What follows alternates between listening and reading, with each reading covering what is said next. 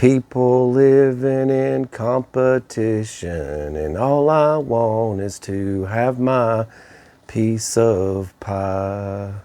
Hi.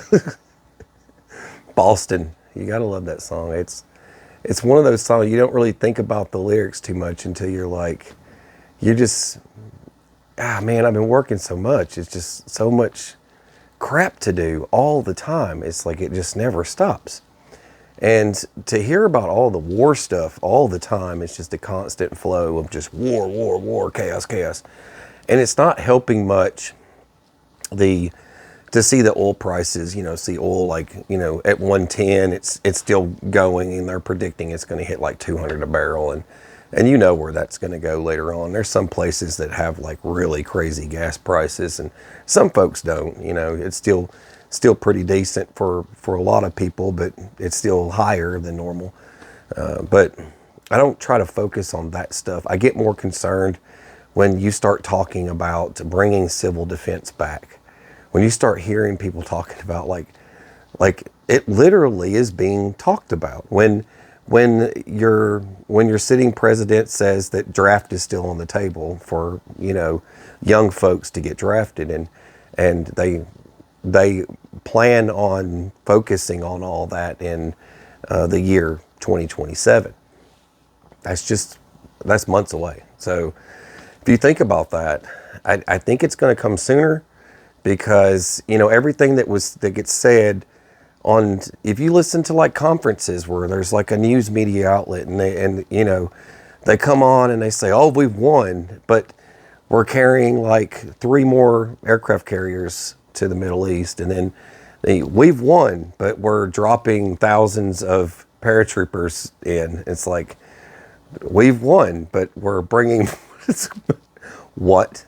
It's not going to end without major consequences. There's going to be a lot of conflict, and the plan now on the table that has been announced, that it's literally an announcement from like White House side and all. It's like the Pete Hegseth cat, we've switched everything to the Department of War. It used to be Department of Defense. When you had your DD forms, when I explained that before, it's like your DD 214, it's like Department of Defense. So a lot of things have to get changed after some type of manipulation like that. So you start really thinking about it. And I'm going to talk about a sense of pride that I have that most people probably don't feel, but I'm going to share it with you guys if you feel like you want to listen to it. But to bring back civil defense, you might remember from that time period, that era of civil defense. You might want to start reading about it, because you're going to get real familiar with it real fast. We are at war, and we are at war with a lot of countries. This is not some Iran thing. I know a lot of folks out there like the idea. It's about a 50-50 shot. The fight with Iran was long coming, and I know a lot of people either feel one way or they feel the other. So, but protecting the country it's going to come at a cost, and it's going to require more war efforts. So we're swiftly turning to a war economy, and the war economy is basically, that's the announcement, war economy. Now, what is a war economy? It's where you start switching the efforts for no longer making consumer products that everybody else enjoys and stuff. We're going to have, it goes back to where you see everyone's involved in the war effort, where everyone picks up the tools, gets the job, making uniforms for troops, making tanks. Like you've got, there's even places like Germany used to make their, VW recently announced they used to make cars at their main facility in Germany. They make missiles now. It is now a missile plant. It's a missile factory now. That just changed.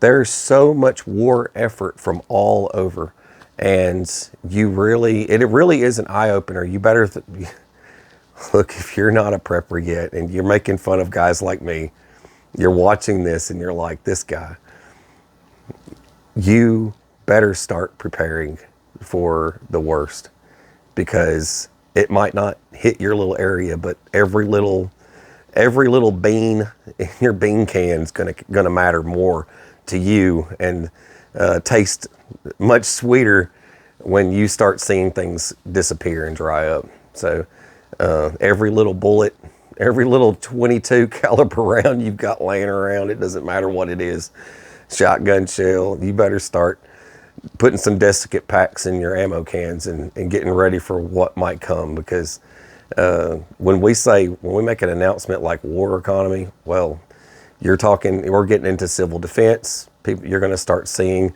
this place can be turned into a fallout shelter. It's basically every parking garage will have like the little insignia on it. This could be a potential protection if we get hit with a bomb or something. You're going to start seeing all kinds of strange stuff popping up, and folks are going to start grabbing those gas masks. And I've been getting hit up quite a bit from a lot of people that are seeing the same thing, and they're focusing on the things they need for their children too. I've gotten a lot of hits. There was a video I did a few years back. It was on a like child's gas mask system, and I haven't had comments on that thing in ages. And I'm like, people are starting to come out. It's like, will that really work on infants? Like of course, it's like, you got to make sure you get a good seal.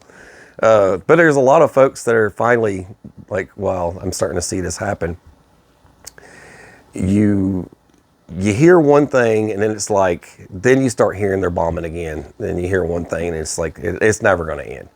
This is going to go on and on and on. And you've already got people like Russia involved in it. And everybody's got their hand in the cookie jar with this whole thing. So you can go ahead and start preparing for it.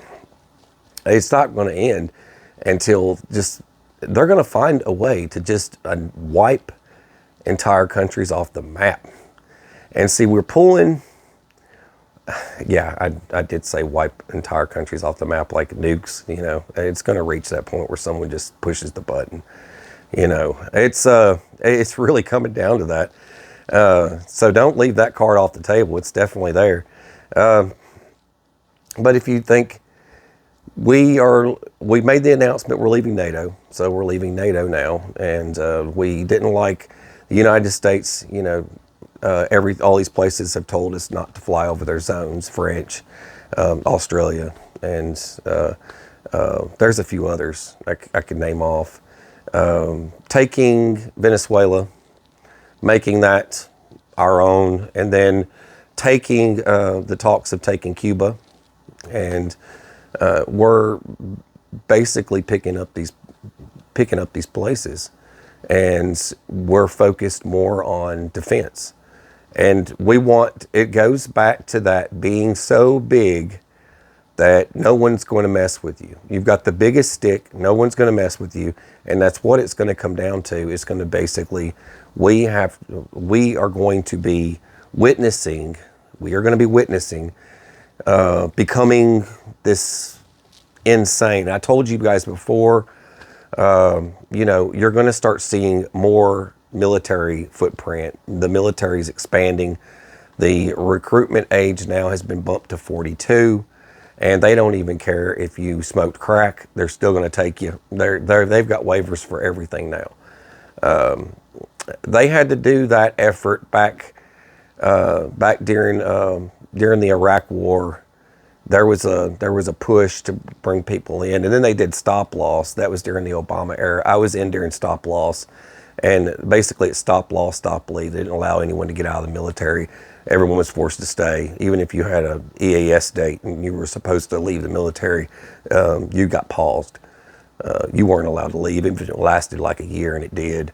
And people didn't get to leave. There's a lot of people that didn't get to go back home. They just wanted to leave, and they were having breakdowns left and right. My time is up. My time is up.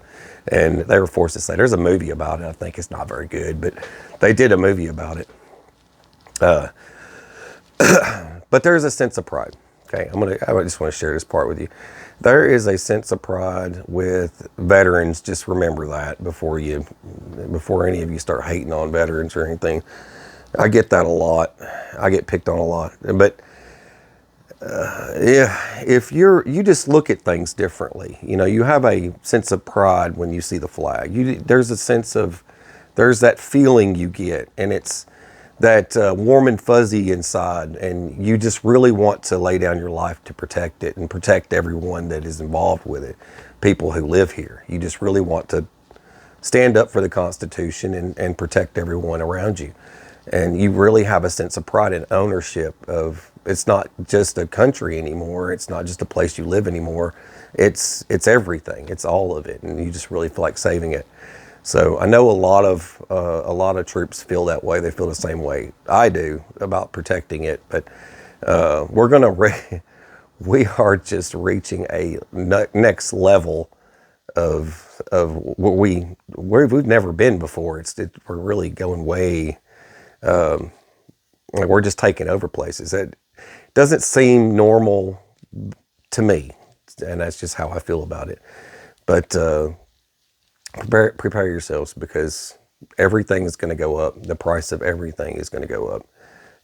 Fuel, all that stuff. It's just going to get really bad. So if you don't start now doing something for provisions, like, you know, going and getting an extra fuel can, leaving it at your house. You know, little things, you know, a few cans of beans. Beans don't go bad. You can eat those the rest of your life. I've eaten cans of beans that were like 6 years old. They're fine. 8 years old. Most canned foods don't expire for like 8 years. But then they reach that point of there's just no nutritional value in them at all. So, but you can't go wrong with cycling through this stuff and just keeping some on hand in case something does happen. And back during the civil defense era, it was encouraged that you built a fallout shelter in your basement or wherever. It's pretty funny that card's back on the table. I'm like, what? There's no way. But that's where we are right now. We're seeing, we got the Artemis 2 going to the moon.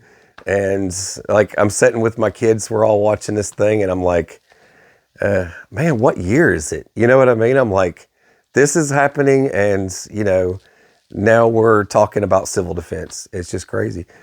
But it's a good time to start focusing on it, because it's headed your way.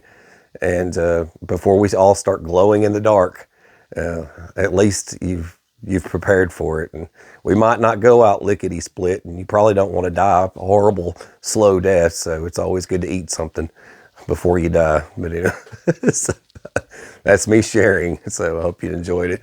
Please share the video. And if you haven't subscribed, please subscribe and help out the channel. And God bless, take care, and stay sane.